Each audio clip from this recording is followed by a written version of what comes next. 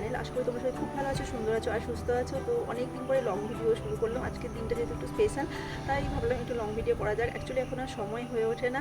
আর দেখলেই যে সকাল থেকে উঠে আমার সমস্ত পূজা আর্চা হয়ে গেছে। এখন যাবো মেয়েকে রেডি করতে। এখন অলমোস্ট 7:30 বাজে, ওর 8টা থেকে নাচের ক্লাস আছে।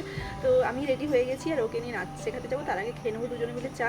আর দেখো মিস্টার পন্ডা কালকে যে গোলাপ ফুলটা দিয়ে উইশ করেছিল তার অবস্থা দেখো। অ্যাকচুয়ালি এটাই হয়, বিয়ের 5 বছর পরে এরকমই অবস্থা হয় অ্যাকচুয়ালি।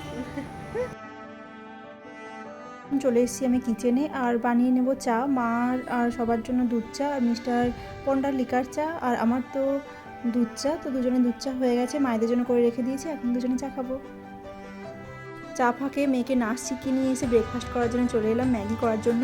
সব কিছু মশলা দিয়ে বানাবো। যেহেতু আজকে ছুটি আছে তাই ভাবলাম একটু ফাস্টফুড খাওয়া যাক। তো ম্যাগি বানানো হয়ে গেছে। কি সেজেছো, কি সেজেছো বলো, কি সেজেছো? হ্যাঁ, কি সেজেছো? সন্টু দাদা সেজেছো?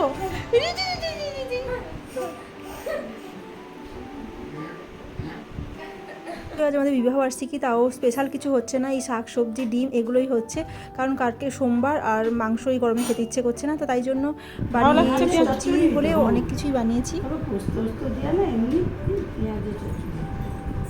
আমি করলি আজকে হয়নি না কোনোদিন, ওর জন্য মা ভালো লাগছে না, কোনোদিন পেঁয়াজ পোস্ত হয়নি, তাই জন্য আজকে ভাবলাম পেঁয়াজ পোস্ত করি। তো এখানে হয়েছে চলো ডিমের কষা, তারপরে হচ্ছে চুনা মাছের টক, সাউর চিংড়ি, আর হচ্ছে শাক ভাজা, যেটা খুব আমার প্রিয়।